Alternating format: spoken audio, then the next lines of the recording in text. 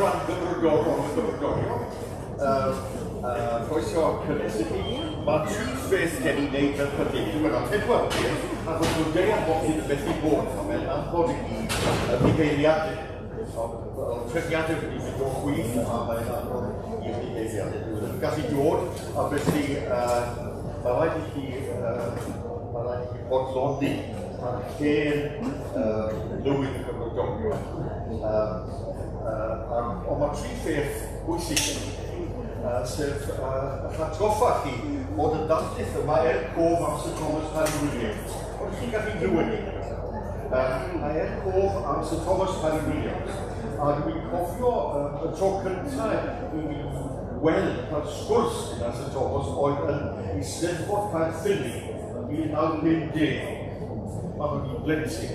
Oedd Trothwy a fynd yn chwarae ni yn Parry-Williams. A dyma ni'n sydyn wedi trwyd car mawr yn tlaron erbyn wal. A pwy nath allan o'r car i edrych ar y ffordd ddifrod oedd Thomas Parry-Williams. A dyma fe'n edrych o gwmpas, falch iawn i weld ac oedd neb yn gweld. A dyma ddau ddatblyg yn codi fyny, jawn yn fe. Wel, so chi hwnna do meddwl o'n rili i gweld popeth. Wel, bydde fe llawer o'ch calon, rai, Nidwch a gweud gair wrth Iaith. Dyna beth oedd yn codi ofn. Nid y heddlu, nid y gobeithio gweud Iaith. Ond wrth gwrs, yw'r Darlith yma ddim ar cof am Sir Thomas Parry-Williams a'i allu fo i yrru car. Ond ar ei gyfranedd i Gymru a'i diwylliant. Dyna'r beth cyntaf i gofio. Yr ail beth i gofio yw bod y darlithydd ni fach iawn bod i wedi gallu llwyddo i gael nid jyst anwyl y genedl, mae hi wedi creu gael newydd mewn ffordd anwylen y genedl.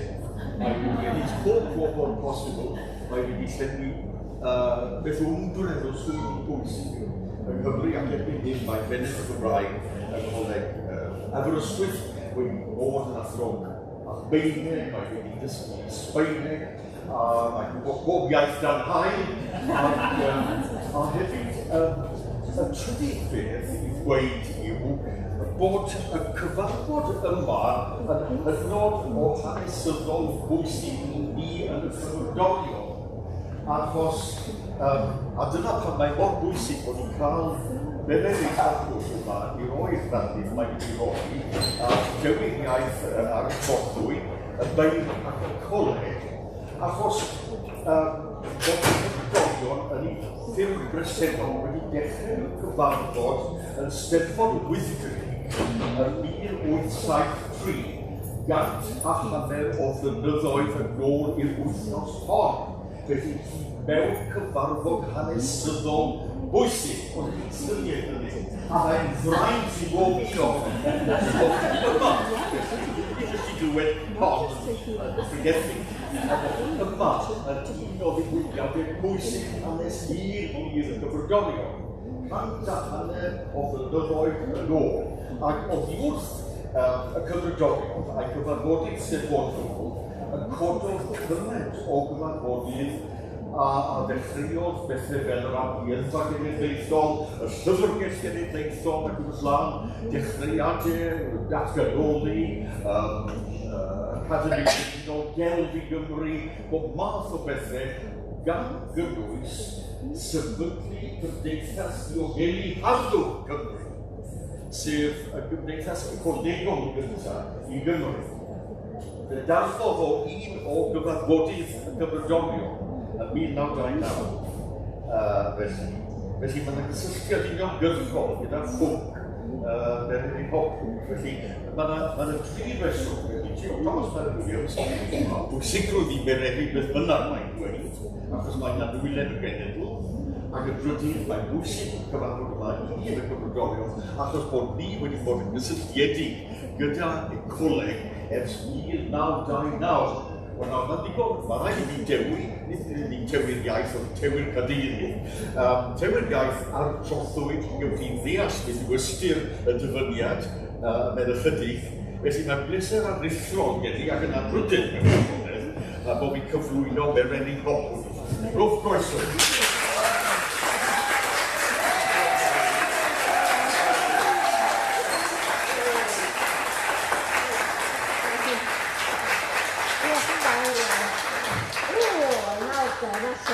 Diolch, Rhys. Gai ofyn os rwy'n angen yr offer cyfieithu? Os na, gallu cyfieithydd? Mae yna rei efo oes, felly ni'n iawn. O'r gorau, gwych, rhaid yma ni, glacsiwn i bant, mae'n watch i gyda'i fan hyn. Ie, diolch am y gwahoddiad, ac mae gan y Cymmrodorion system effeithiol iawn. Flwyddyn gyfan ymlaen llaw, maen nhw'n trefnu'r rhaglen, ac yn gyhoeddi nid yn unig enwau'r darlithwyr, ond hefyd deitle'r darlithoedd. Am y blwyddyn yn amser hir. Ac os o'r syniad gen i llynedd am beth o'n i eisiau siarad â chi heddi, dylen ni gyfadau mae syniad digon esgyrno gyda'i. Rwy'n dawel fy meddwl nad yw'r sgerbwd hwnnw wedi newid, credaf y gellid dadledd achos, ger bron tridiwnus y dderf disgrifiadau masnachol o ran y teitl, ond falle ni, o ran y syniad, ond falle ni ychydig yn ysteilis gyda'r teitl. Tewi'r Iaith ar y Trothwy, Cerddi ac Ecoleg yw cenad y postyn fel y clwsoch. Ond mae angen ymestyn ychydig arno. Tewi'r Iaith ar y Trothwy, Cerddi ac Ecoleg Iaith. Neu hyd yn oed, Tewi'r Iaith ar y Trothwy, Cerddi ac Eco Ieithyddiaeth. Fyddai'n nes ati, Eco Ieithyddiaeth. Mae'n llond pen o air yn diwedd. Ac felly cyn mynd ar drywydd y cerddi, chi'n gweld y Ecoleg, defnyddio rhywun fel abwyd i'ch cadw chi yna, dwi eisiau taclo'r mater hwn yn gyntaf. Eco, nid o atsain wrth gwrs, ond o Ecoleg. Ac Ecoleg fel y gwyddo'n ni yw'r wyddor sy'n ymwneud â blanhigion ac anifeiliaid yn ei hamgylchyd. Neu o leia, dyna ddiffiniad cyfredol geiriadur Prifysgol Cymru. Erbyn heddiw, mae'r diffiniad wedi ymestyn i gynnwys pobl hefyd. Diddordeb ecoleg yw'r cyd-ddibyniaeth rhwng bodau byw o bob math, astudiaeth ydyw sy'n craffu ar ddopeth mewn cyd-berthynas a phopeth arall. Ac os deisiodd astudio ecoleg yn y gwyddorau bywyd, mae wedi hen ymestyn i'r gwyddorau cymdeithasol a'r gyniaethau gan gynnwys iaith. A hynny am y tro cyntaf mae'n debyg drwy bapur The Ecology of Language yn Einar Haugen, gyhoeddwyd wedyn fel llyfr yn 1972. Ochr yn ochr â hyn, mae eco ieithyddiaeth yn dechrau yn ddangos. Wel, beth yw hwnnw te? Arfur eco ieithyddiaeth yw astudiaeth iaith o safbwynt y cyd-ddibyniaeth sydd rhyngddi hi a'i hamgylchyd, i chi destun cymdeithasol, economaidd, diwylliannol ac amgylcheddol hefyd. Oherwydd wrth i wyddo'r eco-ieithyddiaeth atblygu, felly hefyd bosibiliadau'r ymadrodd. Mae William Mackey, ysgolhaig o Ganada, a fydd yn adnabyddus felly rei ohonoch chi drwy waith deipoleg addysg y ddwyieithog, yn esbonio yn ei dreithawd The Ecology of Language Shift, a synwyr ar y gair shift hwnnw, yn dod at ecoleg ac iaith, a byddwn ni'n dod nôl at hwnnw'n y man, sut mae amgylchyd iaith yn gallu bod yn un cyfeillgar, yn eleniaethus, neu ddiddrwg ddidda o ran parhad yr iaith honno. Os yw'r amgylchyd yn gyfeillgar, mae'r iaith yn parhau neu'n ehangu. Os yw'n eleniaethus, mae'n crybachu neu'n marw. Cam bach yw mynd o'r canfyddiad hwn at ymresymu'n ddarwinaidd am iaith, a dweud yn union fel y mae cystadleuaeth am faio adnoddau cyfyng yn creu gwrthdaro o myd natur, felly hefyd y myd ieithoedd. Os daw morfil mawr, wyneb yn wyneb ag un fe cryllen fach, yfre cryllen. Ond i ofyn hwnna'n dda iawn.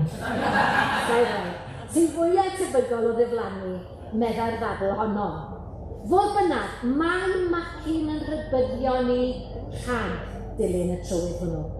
Ni ellir cymhwyso damcaniaeth esblygiad at faterion iaith, meddai, oherwydd nid organeb ydy iaith. Nid yw niferhau i ddeddfau ffiseg neu bioleg. Patrwm, ymddygiad yw iaith, arfer, nodwedd, sgil, nad yw'n perthyn i hil, ond i ddiwylliant. Fel yr arfer o grynhoi mewn cae ar ddiwrnod glyb o Awst. A chan a ellir cymhathu damcaniaeth Darwin un a thrwf na Ffranciaeth, rhaid chwilio am damcaniaethau eraill i esbonio sut mae'r twf a'r tranc yn dod i fod. Gall iaith farw o ganlyniad i drychinebau o'n beidus sy'n achosi bod y siaradwyr gwreiddiol i gyd yn diflannu, digwyddiadau catastroffig, megis pla, daeargryn, tân ac yn y blaen, a mae y sywaith ddigon o esiample o'r math hwn o ddiflaniad, ond ar y cyfan, nid dyna sydd ar dystysgrif marwolaeth ieithoedd diflanedig y byd. A dyma ddod at shift. Shift yw achos y farwolaeth yn anadym. A'r shift hwnnw'n ganlyniad i gadwyni achos ac effaith sy'n weithio'n gymleth ond wastad yn cydblethu. Ac a ddod yn amlwg wrth i ni ystyried iaith fel rhan o ecoleg. Hynny yw, wrth gymryd safbwynt eco-ieithyddiol wrth astudio iaith. Ar y cyfan te, pan bydd iaith yn marw, nid yw'r bobl i ddiwylliant a rhai y perthynau'r iaith arfodedig iddi yn marw, yn hytrach maen nhw'n parhau yn fyw, ond nawr yn siarad iaith arall. Mae'r iaith wedi shifto, ac rydyn ni chael un ogleision eironig, mae'r ymadrodd Cymraeg safonol am language shift yw shift iaith. Ond dyna ni, mae'r ferf delifro yn Brit y Brenhinedd, profiwch. Ac mae 15 eiriau'n arwydd bod iaith yn fyw llawer hawn.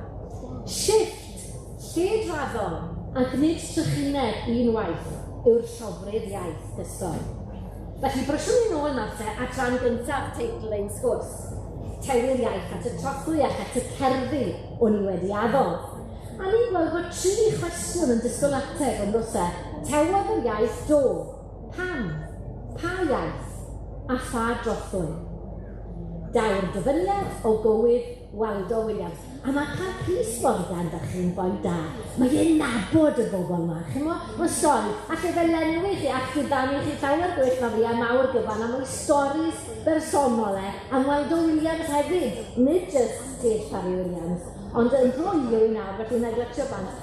Daw'r dyfyniad o gywydd Waldo daw'r wenol yn ôl i'w nith a chefndir y gerdd, fel yr esbonir yn dau pren, yw atabeilu tiroedd hen gantref Castell Martin, oddi ar bwy. Wel, yr wynyddiaeth amaeth, wynyddiaeth ryfel yn dod ac yn ei dwyno. Ie, pwy? Mae hanes hynafol i'r ardal, a'r ffermydd yn o'n rhan o stad fawreddog ystadbwll.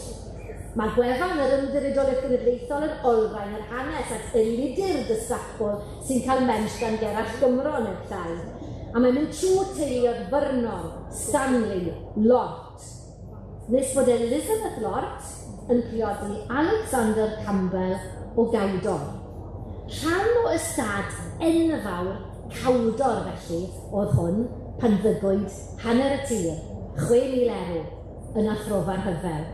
A dwi'n rhai'n clywed cloch Macbeth, dwi'n edrych ar y dromodwyr fan hyn, ac yn cofio am y Cawdor drwg enwog hwnnw drian, a disgrifiad ros ohono fel that most disloyal traitor.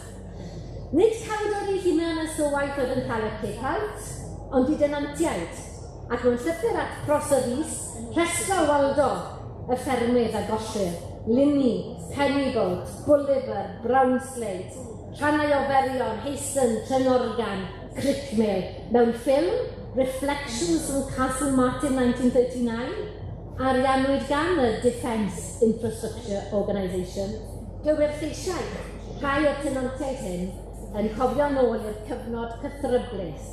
Maen nhw chip, mae ar YouTube. Wel, dyna ateb 2 gwestiwn. Pam, oherwydd atabeilu tiroedd at ddibenion milwrol, pa Trothwy, Trothwy'r ffermydd ar estrin uchod. Y trydydd cwestiwn oedd pa iaith. Saesneg de Siwr Benfro oedd iaith y tenantiaid bron i gyd. Ond yn y gerdd mae Waldo'n cymrygeiddio'r enwau a defnyddir ganddo fel symbol. Ymddengys Pencoat fel ymhen yr hollt, a cricmel fel crig y mel, a sylleddir luni fel i dot, ond mae Waldo'n cydnabod mae tafliad Nors, mae'n debyg, oedd i'r lle hwnnw. Byda fo am hynny. Yn y cyfreidio hyn, y weithred heriol o atafeili geiriol, fe gawn yn hatgoffa fod y Gymraeg hefyd unwaith wedi siarad ac wedi tewi ar y trothwyon hyn. Shift oedd achos y tewi hwnnw. Ildio un iaith i iaith arall. Ond beth sy'n digwydd yng nghyd-destun 1939 y gerdd? Tynnu'r iaith oddi ar Ecoleg y darn hwn o dir am fod y bobl wedi symud oddi yno. Y tir sy'n profi'r golled. Oherwydd yn y symud, gallwn synio bod y bobl wedi cadw iaith, ond yn ei siarad hi nawr ar dir arall. Eto, mae shiftiaeth o fath yn digwydd fan hyn. Dyma chi un o'r dyrnu ola yn Bwlibr. Oherwydd wrth i'r amleithwyr symud mas a'r milwyr miwn, disodlir osod iaith gyfan yna eirfa iaith oddi mewn i iaith, lle bu arad yr cyfrwys, swced, dyrnu, daw tanc, drôn, magnel, bom. Darllenwch wefan y King's Royal Hussars, sy'n defnyddio'r tir fel mae plant yr urdd yn defnyddio Llangrannog i gael syniad o'r hyn sydd â. Wel, o ran y Gymraeg wedyn, os oedd y stori ieithyddol yn nghyd-destun 1939, yn ironig ddigon, erys i statws hithau, gellir tyfrio bron yr un peth, oherwydd, fel mae Dal Pen yn nodi, mae'r tir hwn yn cael ei ddefnyddio gan fugeiliad y Preseli i hendrefu i defed. A maen nhw'n neud hynny hyd y dydd heddi, fel y mae'r ffilm hwn, y trauma wedi ariannu gan y Defence Conservation Stewardship Fund yn Goffa. Castle Martin, a story of weapons, wildlife and Welsh mountain sheep. Herwyn Davies, bigael mynachlog fi yn treithi arno. Wel, na chi esbonio a chywiro teitl yn sgwrs ni. Yr un o'ch ni'n neud, dros yr hanner awr sydd â fi ar ôl, gan gadw'r ffilter eco-ieithyddol yn y meddwl, sef ystyried iaith, yn i chi ddibyniaeth a'i hamgylchyd, yw testo'r cwestiwn y gosododd Damien Wolford Davies, Jason wrth i ddoi, Damien sydd ei heddi, yn ei ysgrif ar ferchog yn Taliesin 2013. A dyna fwy yn holi.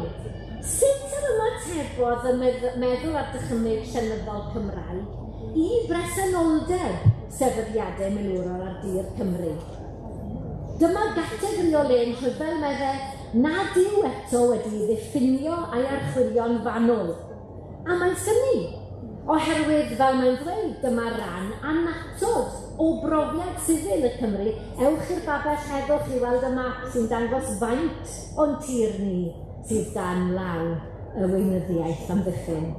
Mae Damien yn llygad i le a deiparth waith i ddechrau am y fei hunan yn mynd ati ac yn trafod yn ddardennol fel o hyd gerddi Waldo a Dick Jones am yr MOD yn Aberporth, a mae'n cynnig i gerddi hunan, Terfys. Nath ddim ennill y goron yn 2011, ond oedd yn ymgais bwerus iawn ar y testyn Terfys. Reit, felly can o'r lle'n rhyfel hwn sy'n mynd i fynd â'n sylw ni. A dwi am gynnig hyn. Fod yr ymateb yn deillio bron yn ddi-ffail o bersbectif absenoldeb. Disgwrs absenoldeb yw disgwrs beirdd Cymru yn wyneb y profiad sifil o filitareiddio'r wlad. Byddwn ni'n gweld sut mae'r cerddi yn cydnabod y modd y mae Ecoleg, yr ardaloedd a filitareiddiwyd yn newid, ac yn cydnabod lle iaith yn yr Ecoleg hwnnw. A wedyn cyn cloi, byddai'n rhannu esiample â chi sy'n deillio wedyn o disgwrs cwbl wrth gyferbyniol, disgwrs presenoldeb. A hynny, spoiler alert, nid o di y beirdd Cymraeg. Wel, gan fod cywir Waldo'n esiampl loyw o'r disgwrs absenoldeb, Fe barhawn ni yn hymdriniaeth o'r gerdd honno am funud neu ddwy. Os yw'r wenol yn dod yn ôl yn y llinell gyntaf, canolbwyntio'r pennill cyntaf ar ei hyd ar yr absenoldeb.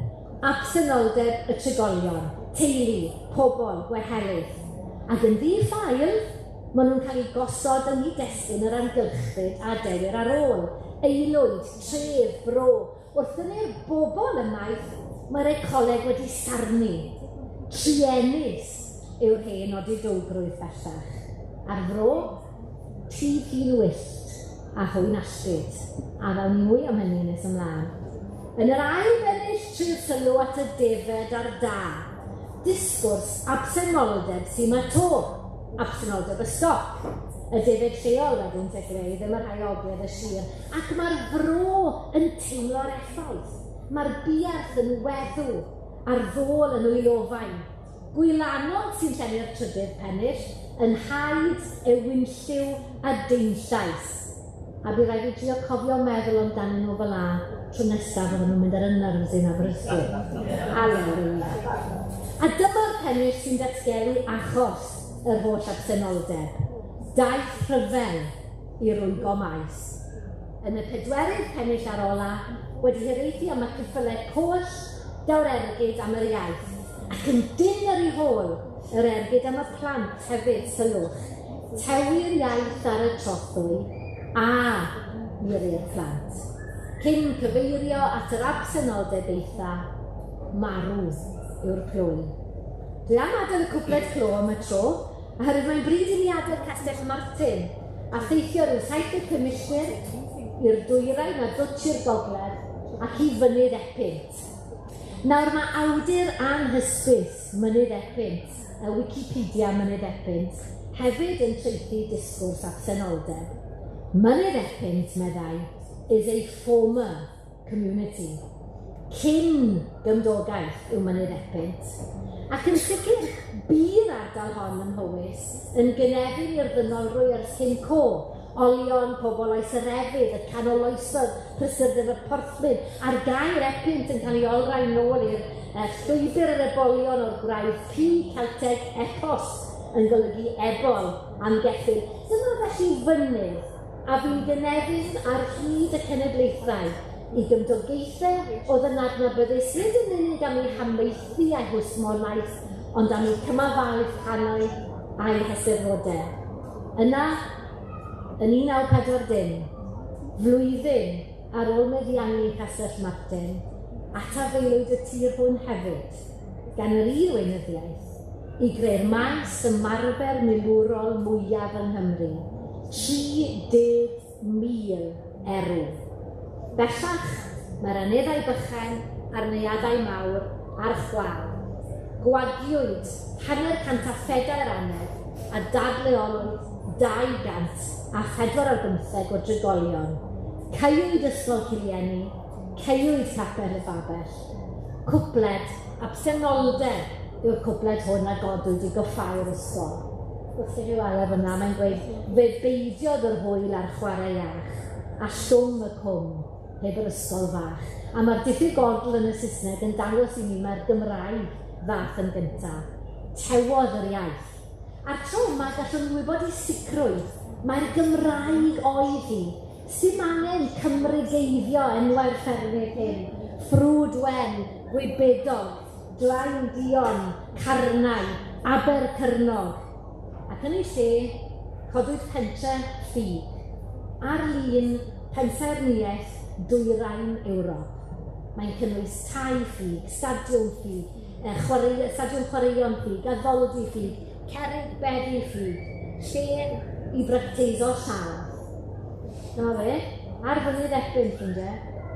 Mae'n arall, diolch i ti dylad yn y lluniau yma, a hwn y mwyaf dyrdynol yn dyfa, Mererid, yr heddychwr, o flaen y tanc yn y pentre ffug. Roddiorwedd Pete yn ddigon hirben gweitha'r dryswch i ddarllen y dadleoli hwn a deall ei fod yn darogan marwolaeth, nid yn unig ffordd o fyw, ond iaith feunyddiol y byw hwnnw hefyd, casgodd i'r mynydd yn 1940, A phwy allan cofio amdano'n cwrdd ar hen wraig na oedd yn eisiau ar ei ffald am y diwrnod ola yn edrych draw i'r mynydd. A'r sgwrs rhywsut sy'n rhywbeth hi a Pete yn eich atgoffa chi o'r darn yr hen wraig y bala yn Isbyn Ffowc wythnos yng Nghymru Fydd. Teimlo meddai fy mod wedi torri ar sacrament a cheisiau ddianc yn dawel o fi yno, ond fe'n gweld llai. Heb symud, na llaw, na phen, na llygad, gweiddodd arnaf. O ble ych chi'n dod? O Gaerdydd, meddwl innau. Fy machgen bach chi, ebe hi. Ewch yn ôl yno gynted ag y medrwch. Mae'n ddiwedd byd yma. Canlyniad yr atafeili oedd newid Ecoleg y mynydd a'r holl fodau ar dderau fyw yn y mynydd. Newidiwyd y gyd berthynas rhwng y pobl, anifeiliaid a phlanhigion. Canlyniad gwagio'r mynydd oedd newid Ecoleg yr iaith Gymraeg hefyd. Tynnwyd yr iaith o'r cyd-ddibyniaeth hwn, collodd epynt yr iaith wrth golli bobl, a maes o law, collodd y bobl yr iaith hefyd wrth golli epynt. Profwyd shifft geo-ieithyddol. Wedi colli cynefin a'i dadleoli gynefinoedd newydd, nid oedd yr un diben na swyddogaeth i iaith Gymraeg y cyn-drigolion. Ac ymhen cenhedlaeth neu ddwy, yn hanes cynifer o'r teuluoedd, tewodd ac ildio, shifto i'r Saesneg. Wrth drafod cywydd Waldo, nodies y sones i am eiron i sefydlogrwydd ymylol y Gymraeg yng Nghasell Martin a'r ffurf ymweliadau tymhorol bugeiliad y Preseli. Mae eiron i creulon o ran y Gymraeg yn hyd-destun epynt o'r awyr y bydde'r bardd wedi pastio a'i cofio'n rhy dda. Yn yr ail bennill yn cartrosiad ganolog y gerdd, mae'r coed yn hen dynion, yn wargrwm, ie, ond eto'n eofn, fel petant eisiau herio'r drefn, a felly hefyd y cwn, sy'n ddig yn llyfan yn rhydd o denyn. Tebyg wedyn, awr ansoddair pell yn awgrymu bod nhw wedi gadael y mynydd. Pennill o hiraethu sydd fan hyn wedyn, ac yn yr hiraeth hwn cawn yr absennol. Hiraethu am y dyddiau pan oedd y bugeiliad ar y mynydd a dyheu falle am herio'r drefn o'r brymus, y syniad o srem y gwynt, pwy a wyr. Ond mae'r hiraeth yn atal y bardd rhag wynebu pethau fel y maen nhw. Sdim bugeiliad ar y mynydd yma, coed. Yn y tri englyn nesaf sy'n mynd yn sylwni, John Glyn, Myrddin Ap a Howard Griffiths, daw disgwrs yr absennol yn amlwg iawn. Ac absenoldeb un peth yn cael ei ddwysau gan gyfeiriad at bresenoldeb peth arall wahanol. Yn unol John Glyn a Myrddin yn cael ei treithio yn safbwynt ni, i ni yn y picil dirfodol hwn. Myrddin yn cyfeirio'n ddiflewyn at dafod at bresenoldeb maes yr hyfel, gyda'i ferf impact dwbl, bom ar fomiwyd. John Glyn yn dewis berfau dryllio heibio i awgrymu'r milwra. Colli'r tir yw ei golled e. Colled tai yw colled cynta ynglyn Myrddin, ond sylwch sut mae'n cyplysu'r tai ag iaith. Dalu geiriau hi wna'i waliau'r tai. Colli'r tai, colli'r iaith, cyd-ddibyniaeth. Mae'r fyddin yn cael ei gynrychioli gan gair hunlle yn englyn Hywel. Iaith yn amlwg fan hyn hefyd, ond yr iaith Saesneg, oherwydd acen fain dwyreiniwynt yw'r trosiad am y Saesneg mae'n debyg, ac mae'n weithredol. Ond sylwch sut mae'r tri englyn yn cyfleu arafwch y broses o golli. Gai wrth gai, John Glyn, cai wrth gai, Hywel, to wrth do, Myrddin. Y math o farwolaeth fesul tipyn i ni'n cael yn ein cerddi colled, ystyriwch Drywerin gan Gerallt, nid un cwm ond ein cymoedd, o blwydd i blwydd, heb na bloedd na ffws, y troer yn ffosil, nid un lle, ond ein holl hil. Ac os yw cyfleistra ailadrodd gair yn cynnig cynhanedd saif a chrwydd, ni ellir gwadu nad yw hefyd yn ddyfais weithredol bwerus i gyfleu'r arafwch ac awgrymu'r ocheledd. Y shifft, nid y catastrophe unwaith. Cadw'n ynlynion sydd gan Aneirin Caradog yn marnad mynydd Epynt a Llywder hon, fel yn herdd David John Pritchard pentre, mae amrywiadau ar y cymeriad lle bu yn pwysleisio'r absenoldeb, bwledi lle bu blodau medde Aneirin, lle bu clebran, dihelynt, synnau dierf sy'n y gwynt med David John. Mae'r absenoldeb i'w deimlo yn y diwylliant a ddiboblogwydd yn wallter y tai ac yn y modd y mae'r llechi yn toi nid tai, ond unigrwydd. Ac yn y llinell, nid oes sgwrsio ar Epynt, hoeli'r ein sylw ar y diffyg iaith. Aneirin wedyn yn cyplysu gyfeiriad at hyn a chyfeiriad at ddinistr a thrais y filwriaeth. Sarhaid y Gymraeg dan draed y milwr, a'r Gymraeg ymro'r gad yw rwbel yn hir abad, meddai. A gyda'r absenoldeb elfennau craidd diwylliant dynoliaeth, y dawn i foli, i wylio, i siarad iaith, daw'r gadw'n i ben, ac acenion yn gyforddwyn iaith, a nodwn mae presenoldeb creulon bwledi sy'n pladuro'r trysorau hyn oedd o'r ddynoliaeth ac yn achosi i hapsenoldeb. Ceilienni, sonio ni am yr ysgol, wel mae hwnna'n cael sylw gan Idris Reynolds.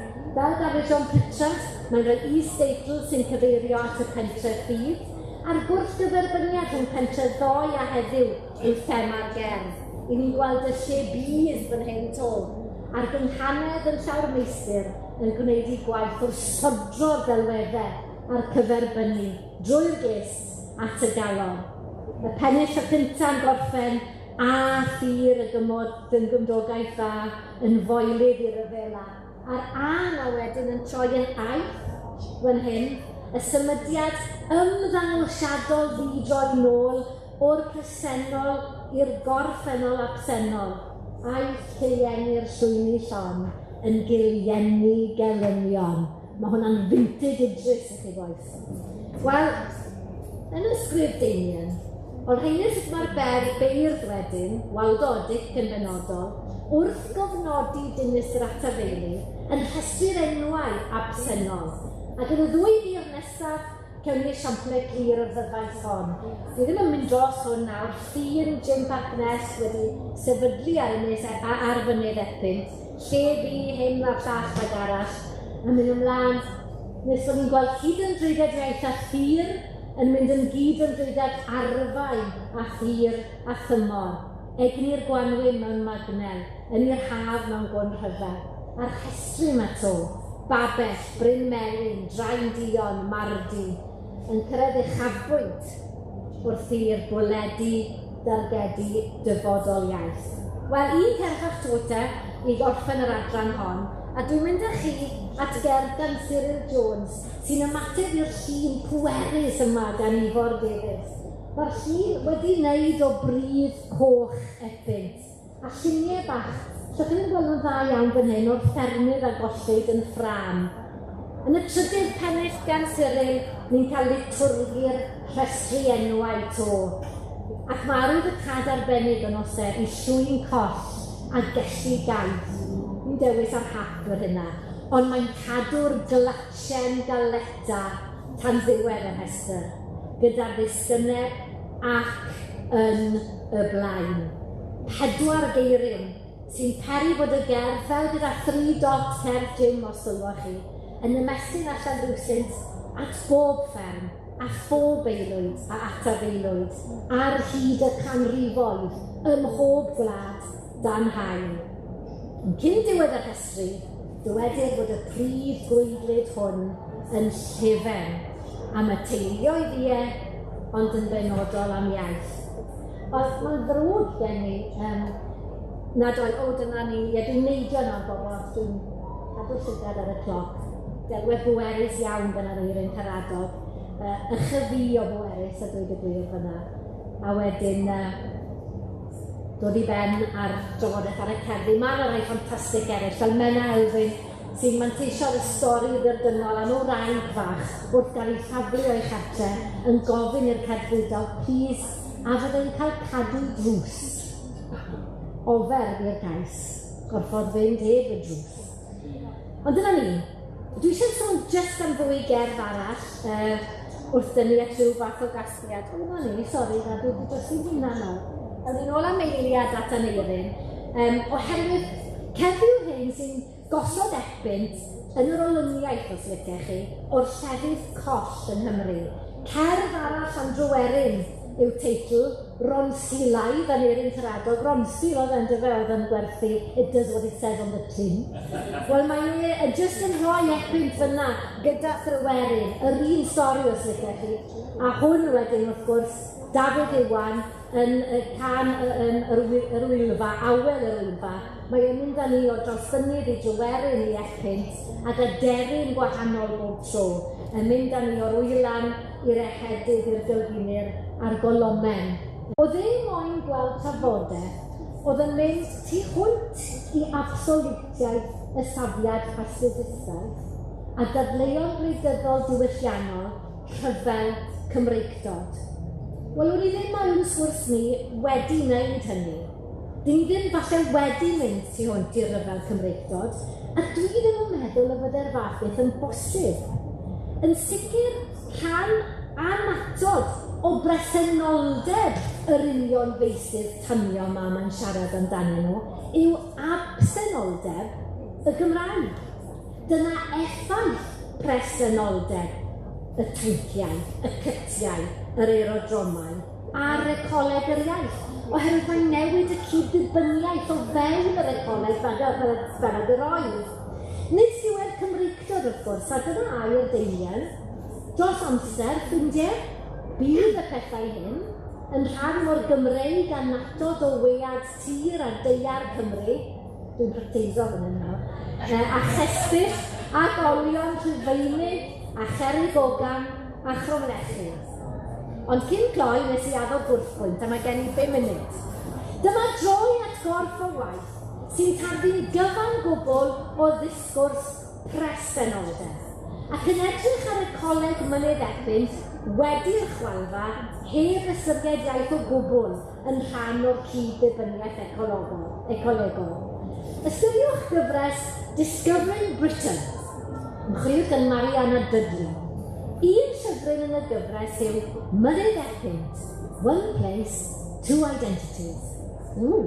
Wel, caiff y sawl o fynnau gredu fod y dwy hunaniaeth y teitl yn cyfeirio at y fyddin heddi a'r gymdogaeth doi i siomi. Y ddwy hunaniaeth yw Ancient Welsh Mountain Plateau a'r Modern Military Training Area. Y plateau hen a'r Bretwn. Mae'r llyfryn yn brolio hi eisiau Brom Freely on artillery ranges. Red kites soar above troops on exercises and the sound of the wind is punctuated by booms from mortars. Yna prysura i ddweud, you'll be quite safe though, as you follow part of the Epynt way. Achos ble ni nawr ffrindiau, yw yn Sennybridge Training Area, Synta. Collwyd yr enw, you are here at Synta. Does dim o'r cydbwyso delicate a welwyd yn ymateb y beirdd rhwng y presennol a'r absennol. Mae presenoldeb Synta yn holl bresenoldeb yn y llyfr hon. Hanesydd yn Brifysgol Bryste yw Anrhydeddus, ac mae llyfryn yn addo bydd y daith sydd ganddi yn dangos porfeidd a glaswelltir, mawnogydd a choetiroedd, flora a fauna arbennig a thryn, ponis gwyllt, ffyngau cap hwyr a'r barcud coch. Ceir yr unig gyfeiriad at Iaith wrth geisio ystyr enw epynt. Ac o'r 36 tudalen, mae tudalen 29 a 30 yn rhoi trosolwg amwys o gymdogaeth y mynydd cyn y fyddin. Gan esbonio bo honno'n gymdogaeth a oedd yn experiencing decline. Cofnod hanesyddol ydyw, fel arall Presennol yw popeth. Presenoldeb y lluoedd fel garchweidwyr natur a presenoldeb y natur honno yn ei thro, yn ei hamrywiaeth a'i hachaldwriaeth. A dyma'r un math o beth i chi'n cael yng nghylchyn y sanctuary ac yn hyrchu'r yn blynyddol gan y lluoedd arfod. I chi siŵr fod yn tanysgrifio hwn, ond ydych chi, please. Never heard of it. Mae mynydd Ebyn a Chasell Martin o ran hynny i'w gweld yn aml rhwng y toriau. Ac yn y rhifyr cyfredol fel mae'n digwydd, mae yna ganmoliaeth hael i'r ardaloedd picnic ar yr Ecpynt Way ac i'r boblogaeth y fran goesgoch yng Nghastell Martin. Ond mae'r athro Tim Cole, hefyd o adran hanes Brifysgol Bryste, fel mae'n debyg, licen i fod yn y common room gyda'r ddoi yma, yn herio'r honiadau a geir mewn cyhoeddiadau fel rhain. Rhai sy'n gosod y lluoedd arfod ar bedysgol ecolegol deircoes. Y lluoedd wedi creu amgylchfyd o'r crater, wedi gosod eu hunain fel gwarchodwyr yr amgylchfyd, wedi dyrchafu eu hunain yn arbenigwyr y maes rheoli'r amgylchfyd. A mae ganddo bapur. Military presences, civilian absences, battling nature at the Semi-Bridge training area. Ydy hwn yn nesau y disgwrs y beir Tibet? Dim o gwbl. Oherwydd ystyr y civilian absences, drwy'r i draw, yw absenoldeb dulliau amaethyddol modern. Absenoldeb sy'n ddiau yn gallu creu amgylchfyd ffrwython ar gyfer rhywogaethau prin. Roedd Waldon gwybod hynny, tyf un wyllt a hwn allbyd. Ond yfe? Ystyriwch yr arwydd paradoxaidd yn y garth viewpoint, an extraordinary, rich, deserted landscape, untouched by modern agriculture, ac wedi cydnabod ffyniant rhywogaethau prin yn wyneb yr atafeili ac absens amaethu cemegol, modd bynnag Tim Cole yw amharodrwydd y lluoedd arfod i gydnabod gwendidau a thensiynau eu honiadau amgylcheddol clodwyr. Dyn nhw ddim yn cydnabod sut mae i khaki conservation, a dyna'r term, yn cuddio effaith andwyol technoleg rhyfel yn gyffredinol ar y byd o'n cwmpas. Mae e'n gweld tyndra yn y brolio sy'n rhedeg drwy gyhoeddiadau fel hyn. Dwi'n gweld os ydych chi'n gallu gweld hwnna. Hyfforddiant mirwrol a gwarchod yr amgylchyd. Dyna nod y fyddin, rhan gofn bod chi ddim yn gwybod. Rhyn math o beth oedd yn y ffilm narwar Sheep ar y landscape hefyd o ran hynny. Fy modd bynnag i yw, nad yw papur Tim Cole, fwy na papur Mariana Dudley, yn cydnabod iaith fel rhan o ecoleg y lle. Ar ddechrau'r sgwrs, trafodon ni ychydig ar ecoleg iaith, ecoieithyddiaeth ieithyddol. Mae'n rhywbeth y gellir i ragweld a'i osgoi o graffu.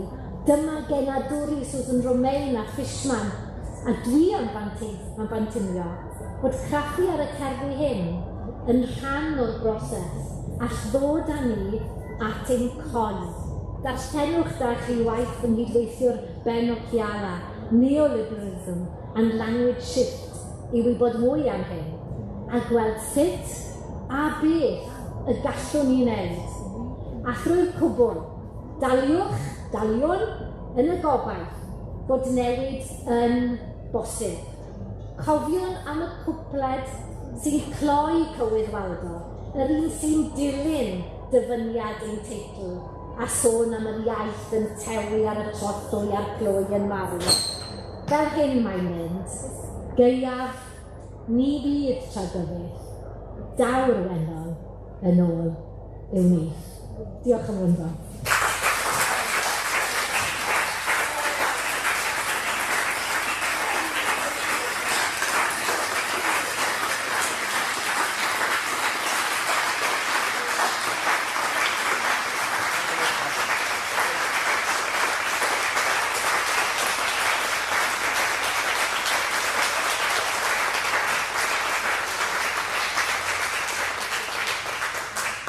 diolch ar ran chi gyd am ddarlith ysgubol, ddirdynol, rhyfeddol. Dwi'n gobeithio cael ei weld y ddarlith mewn print yn y Trothwydion. Cofiwch bod ar graffu darlith y Trothwydion. Disgwyl blaen at hynny. A hefyd, cofiwch Mererid copi o'n rhaglen darlithoedd at y drwy'n sy'n ei ôl. Rhaglen arferthol. Ac a diolch unwaith eto am ran chi, a mae'n gyfle i ni hefyd ar ran y Cymmrodorion un o'n gyfarch yn siaradwr ni heddi ar gael ei hethol ar Derwydd Cymru.